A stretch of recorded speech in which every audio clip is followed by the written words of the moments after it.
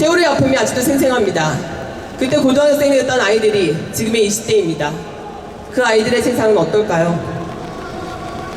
구의역의 김군, 태양화력의 김용균, 평택항의 이선호, 그리고 얼마 전 SPC 대빵공장에서의 A씨까지 모두 같은 또래입니다.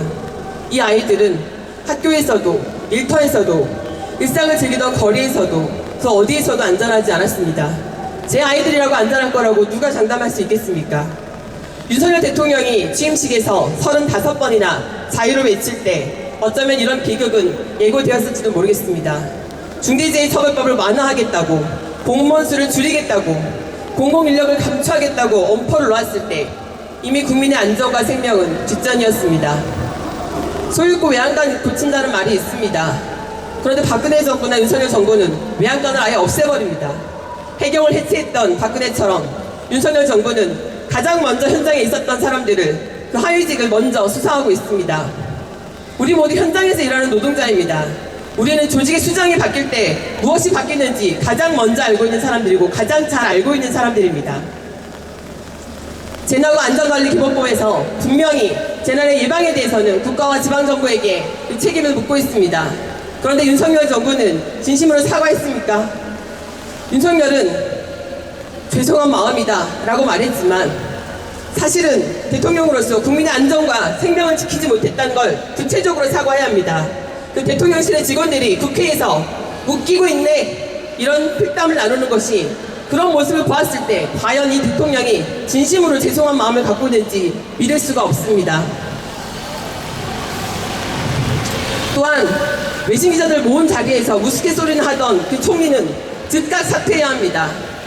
입각하자마자 경찰법, 경찰국만 만들겠다고 혈안이 되었던 행안부 장관은 정작 책임을 져야 될 자리에 나타나지 않았습니다. 그리고 자신이 지켜야 할 동료들을, 가장 낮은 하위직들을 먼저 조사하고 있습니다.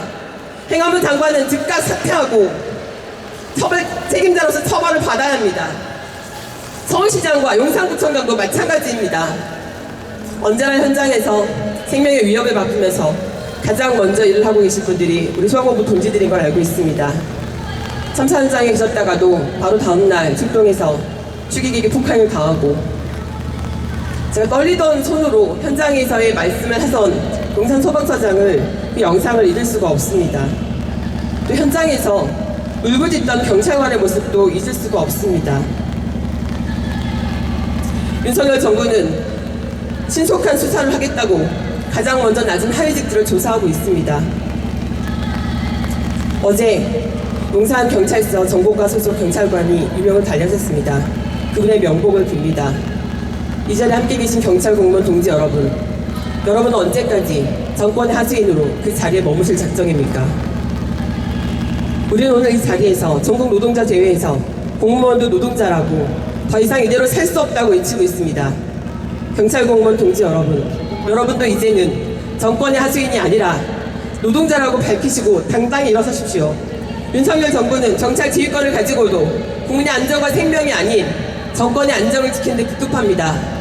경찰 공무원 여러분도 정권의 하수인이 아닌 우리와 같은 공무원 노동자임을 밝히시고 당당하게 이 자리에 함께 하시길 바랍니다. 투쟁!